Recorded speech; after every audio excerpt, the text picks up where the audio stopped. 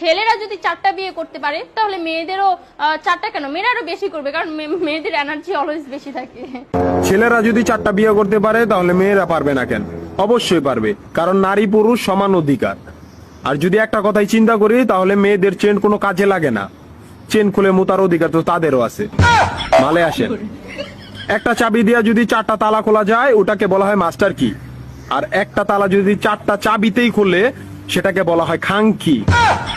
ধরেন আপনি 4টা ইঁদুর পালেন, আপনার কাছে গর্ত আছে একটা, বাহিরে অনেক বৃষ্টি, বুঝেনি তো ওয়েদার ডিমান্ড, এখন 4টা ইঁদুরের একসাথে গর্তে ঢুকতে হবে, তখন আপনি কি করবেন?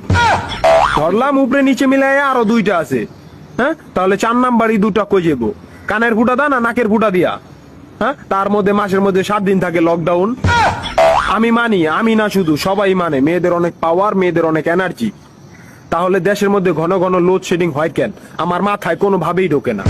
একটা ছেলে যদি 4টা বিয়ে করে, 4টা ঘরে যদি 10টা সন্তান থাকে, তারপরে বাপের নামে একটাই থাকবো।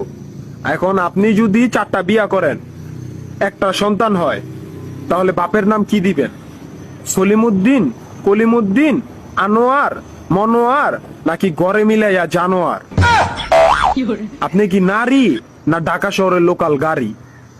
30টা সিট ফুল, 20 জন দাঁড়ানো, তারপরও বলে পিছনে সিট খালি, ওঠেন তাড়াতাড়ি, পিছনে সিট খালি, ওঠেন তাড়াতাড়ি। শুধু এই সমস্ত মেয়েদের কারণে পুরা নারী জাতির সম্মানহানি হয়। আমাদের উচিত সিটি কর্পোরেশনের কুত্তা মারার ইনজেকশন দিয়া এদেরকে মেরে ফেলা, যাতে এদের জন্য অন্য কোনো মেয়েদের কেউ খারাপ নজর